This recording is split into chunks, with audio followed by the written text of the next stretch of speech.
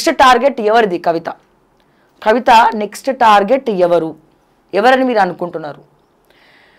Already party శ్రేణుల్లో tension పడుతున్నారు. మొత్తం కవిత దగ్గర మా చిట్టా అంతా ఉంది, మరి ఎప్పుడు ఏ బాంబు వెలుస్తుందో తెలియదు అని టెన్షన్ పడుతున్నారు. కానీ మొట్టమొదట కీలకంగా కవిత ఎక్కువ ఏ జిల్లాలో తిరిగిందండి? కీలకంగా అందరికీ తెలిసిన విషయమే, నిజామాబాద్ ఉమ్మడి నిజామాబాద్ జిల్లా మంత్రి ఎవరండి? వేముల ప్రశాంత్ రెడ్డి. కేసీఆర్కి అత్యంత సన్నిహితుడు.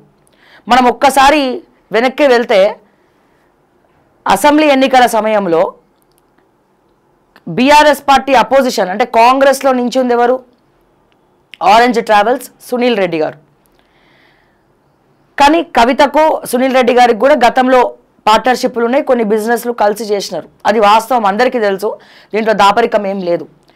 కానీ అసెంబ్లీ సమయంలో ఒకానొక ప్రెస్ మీట్లో ప్రశాంత్ రెడ్డి గారి ప్రచారంకి వెళ్ళినటువంటి కవిత గారు అక్కడ సునీల్ రెడ్డి మంచోడే కానీ నా పార్టీ మంచిది కాదు అన్నారు. అంటే అక్కడ ఏంటి, ఒక ప్రభుత్వంలో ఉన్నటువంటి ఒక లీడర్, ఒక కేసీఆర్ కుమార్తె ప్రశాంత్ రెడ్డి గారి ప్రచారానికి వెళ్ళినప్పుడు అక్కడ జరిగినటువంటి చర్చలో, ప్రెస్ మీట్లో ఇప్పటికి కూడా ఉంటాయి అన్ని ఛానల్స్లో, అప్పుడు ఆ దుమారం లేపింది అది ఆ జిల్లాలో. సునీల్ రెడ్డిని పొగిడింది. మనం ఇక్కడంతా ఒక స్ట్రాటజికల్గా చూసుకోవాలి. మాజీ జిల్లా మంత్రి, ఉమ్మడి జిల్లా కామారెడ్డి, అటు నిజామాబాద్. సో ఫస్ట్ ఇప్పుడు కవిత పార్టీ పెట్టినా ఫస్ట్ ఎక్కడి నుంచి మొదలు పెడుతుందండి తన యాత్ర? నాకు తెలిసినంత వరకు నిజామాబాద్ జిల్లా, నో డౌట్. ఎందుకంటే కవితకు అందులో గ్రిప్ ఉన్నది. ఎంపీగా పోటీ చేసింది, ఎక్కువ నిజామాబాద్లోనే తిరిగింది. కవిత పుట్టిల్లు ఇక్కడైతే కవిత మెట్టినిల్లు నిజామాబాద్, అంటే అత్తగారిల్లు కూడా నిజామాబాద్ జిల్లానే.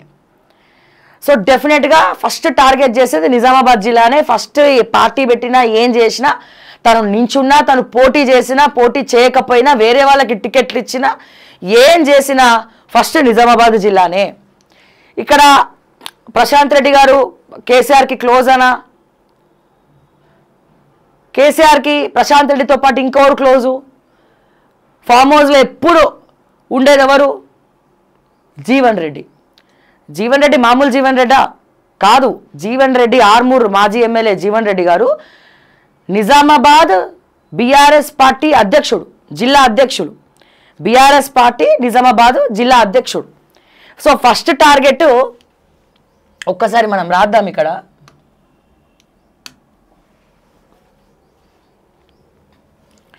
నిజామాబాద్లో ఫస్ట్ కాంగ్రెస్ని టార్గెట్ చేయాలా, బీజేపీని టార్గెట్ చేయాలా అంటే కాదు. ఎవరైతే సస్పెండ్ చేశారు? BRS party. So BRS party ఉంటే ఎంత పోతే ఎంత అనుకున్నప్పుడు, ఒకవేళ కవిత కొత్త పార్టీ పెడితే, పెట్టబోతుంది అందరికి కూడా తెలుసు. కానీ ఫస్ట్ ఎవరిని టార్గెట్ చేస్తుంది? ఏ జిల్లా లీడర్లను టార్గెట్ చేస్తుంది అంటే ఫస్ట్ వేముల ప్రశాంత్ రెడ్డి వస్తాడు ఆ లిస్టులో. కేటీఆర్ ఉంటాడు ఫస్ట్, అంటే అన్న కాబట్టి కేటీఆర్ ఉంటాడు. హరీష్ రావు, సంతోష్ రావు అయిపోయింది.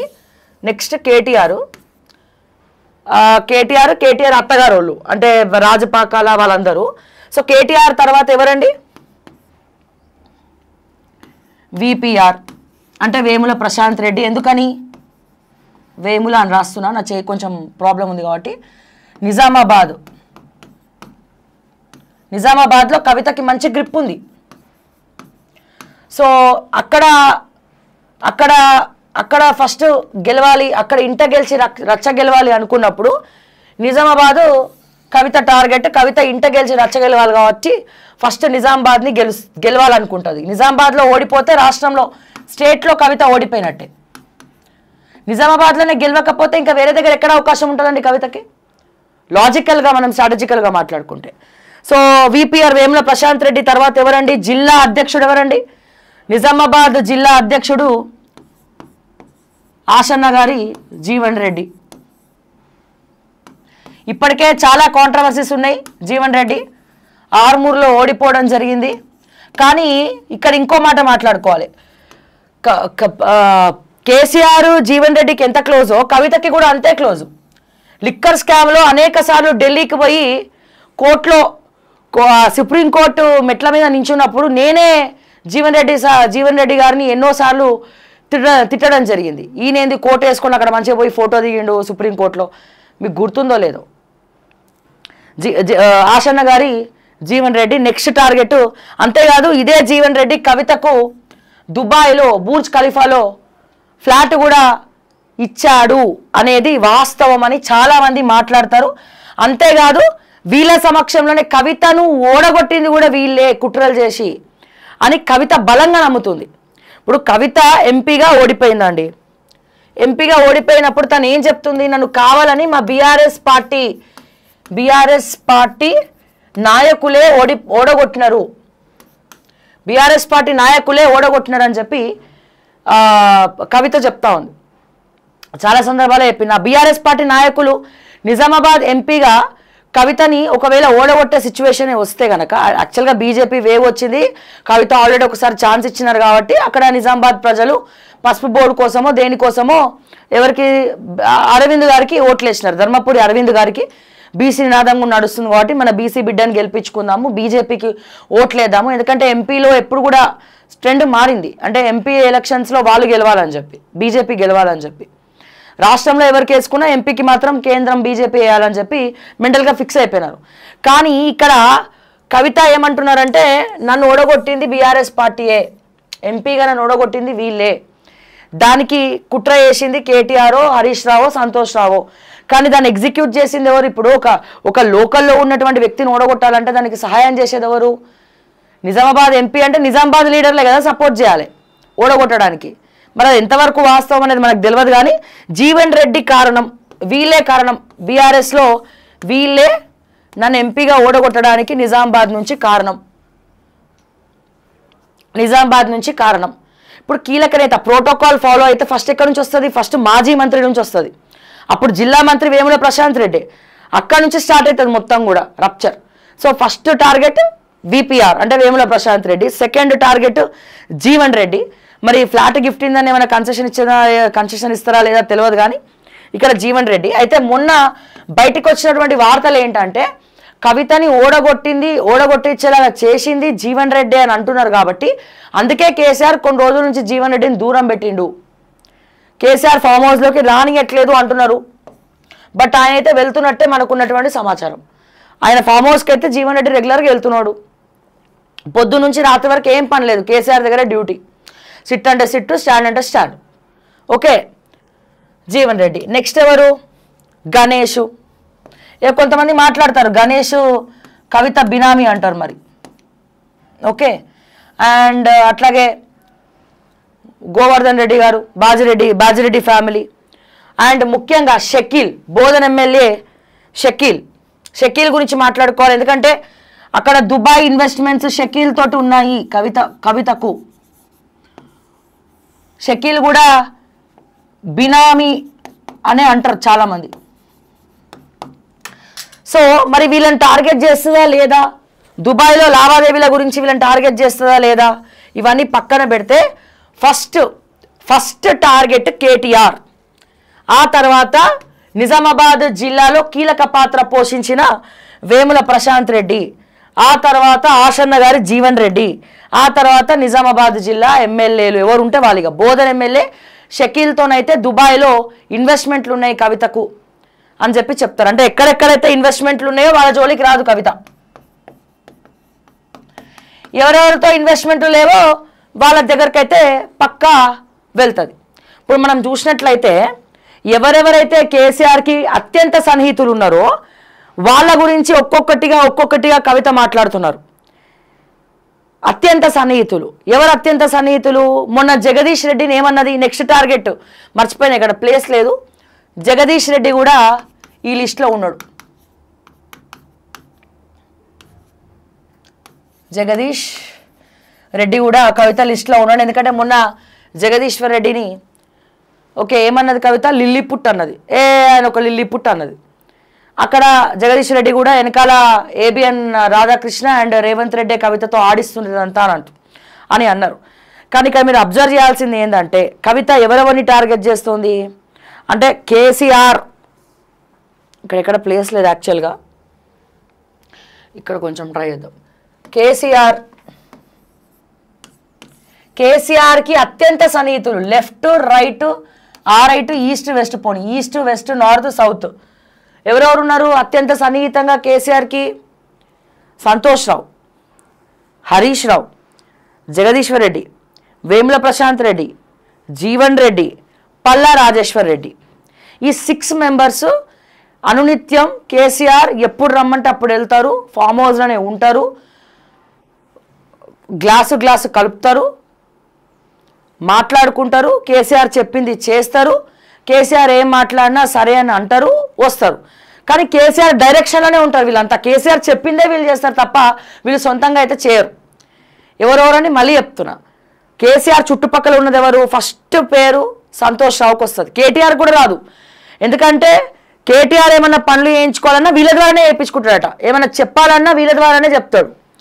ఫస్ట్ ఎవరు? కేసీఆర్కి అత్యంత సన్నిహితుడు, ఫామ్ హౌస్కి రెగ్యులర్గా వెళ్ళేది సంతోష్ రావు, జీవన్ రెడ్డి, జగదీశ్వర్ రెడ్డి, పల్లా రాజేశ్వర్ రెడ్డి, వేముల ప్రశాంత్ రెడ్డి అండ్ ఇంకొక పేరు ఏదో మిస్ అయ్యామబ్బా, ఇంకోటి ఏదో సమ్ ఒక నేమ్ మిస్ అయ్యా, నాకు గుర్తు రావట్లేదు. సో వీళ్ళ టార్గెట్ ఫస్ట్ అవుతుంది. ఆల్రెడీ జగదీశ్వర్ రెడ్డిని గతంలో లిలిపుట్ అని అదని ఇదని చెప్పి టార్గెట్ చేసినారు. తర్వాత నిన్న ప్రెస్ మీట్ పెట్టి సంతోష్ని హరీష్ రావుని తిట్టేసింది. నెక్స్ట్ నిజామాబాద్ జిల్లా, ఇప్పుడు ఇక్కడ నిజామాబాద్ జిల్లాలో 2 ప్రముఖులు కేసీఆర్కి క్లోజు. ఇక్కడ నిజామాబాద్ జిల్లా కలిసి వస్తుంది. ఒకవేళ వీళ్ళ మీద వ్యాఖ్యలు చేస్తే, వీళ్ళని టార్గెట్ చేస్తే కేసీఆర్కి క్లోజ్ కాబట్టి వీళ్ళని టార్గెట్ చేయాలని కూడా 2 కలిసి వస్తాయి అనమాట. అంటే ఒకే దెబ్బకి 2 పిట్టలు అన్నట్టు. నిజామాబాద్ జిల్లా మాజీ మంత్రి ప్రశాంత్ రెడ్డి అయితే ఆర్మూర్ ఎమ్మెల్యే, మాజీ ఎమ్మెల్యే జీవన్ రెడ్డి, వీళ్ళిద్దరు కూడా అత్యంత సన్నిహితులు. వీళ్ళిద్దరిని టార్గెట్ ఎందుకని? ఈ జీవన్ రెడ్డి కూడా బీఆర్ఎస్ పార్టీ నిజామాబాద్ జిల్లా అధ్యక్షుడు. సో వీళ్ళిద్దరిని టార్గెట్ చేస్తే అక్కడ నిజామాబాద్ జిల్లాలో అందరినీ టార్గెట్ చేసినట్టే, అక్కడ అసంతృప్తులను కలుపుకోపోయినట్టే కవిత. సో చాలా లాజికల్గా నెక్స్ట్ టార్గెట్ నాకు తెలిసి వీళ్ళే ఉంటారు, నేను అనుకోవడం. నా స్ట్రాటజీ ప్రకారము ఎవరెవరైతే ఫస్ట్ కేసీఆర్కి క్లోజ్ ఉన్నారో వాళ్ళందరే కవిత టార్గెట్. ఆ తర్వాత వాళ్ళ గురించి అండ్ ఫస్ట్ టెన్షన్ పడాల్సింది కూడా వీళ్ళే.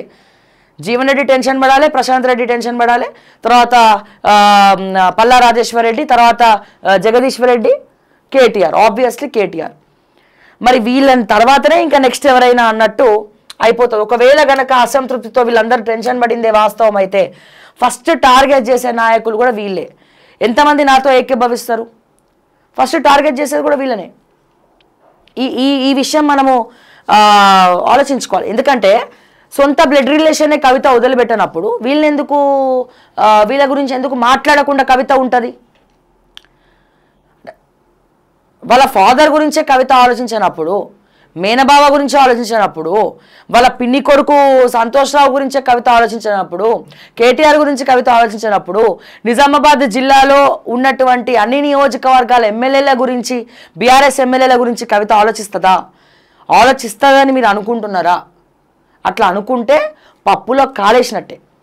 తర్వాత జగదీశ్వర్ రెడ్డి గురించి కవిత ఆలోచిస్తుందా? పల్లా రాజేశ్వర్ రెడ్డి గురించి కవిత ఆలోచిస్తుందా? ఆలోచించారు.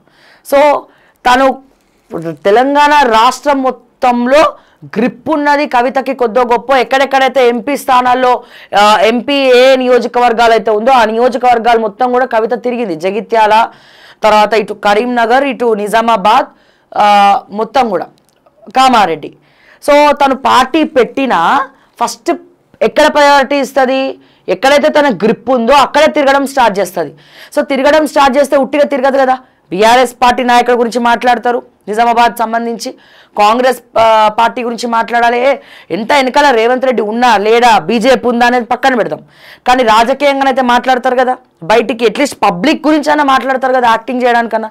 So BRS first target, second Congress, తర్వాత బీజేపీ. సో ఈ జిల్లాలో ఫస్ట్ తను ఇచ్చే వాయిస్ ఇట్లా అవుతుంది. అండ్ నెక్స్ట్ నాకు తెలిసి ధర్మపురి అరవింద్ను కూడా టార్గెట్ చేసే అవకాశం ఉంది బీజేపీ నుండి. సో ఇవన్నీ ఈ అన్ని కోణాల్లో మనం అంచనా వేయాల్సినటువంటి అవసరం ఉంది. మరి ఎవరు ఆ టెన్షన్ పడే నేతలు పార్టీలో చాలామంది ఉన్నారు. అంటే ఎమ్మెల్యేలను కూడా టార్గెట్ చేయొచ్చు బహుశా, కానీ ఫస్ట్ టార్గెట్ మాత్రం వీళ్ళే ఉంటారు. ఇక నాకు తెలిసి షకీల్, ఎందుకంటే మొన్న షకీల్ కూతురు పెళ్ళైనప్పుడు, బోధన ఎమ్మెల్యే షకీల్ కూతురు పెళ్ళైనప్పుడు దుబాయ్ పోయినరు, అందరు దుబాయ్ పోయినరు. సో ఇక్కడ కవిత రాలేదు కొన్ని కారణాల వల్ల, కానీ కవిత భర్త వచ్చిండు పెళ్ళికి దుబాయ్లో. వాళ్ళకి వీళ్ళకి మంచి పార్ట్నర్షిప్లు, ఎక్కడెక్కడైతే కవిత లావాదేవీలు బినామీ ఆస్తులు ఉన్నాయో అక్కడ వాళ్ళ గురించి కవిత మాట్లాడదు, ఇది మాత్రం గ్యారంటీ.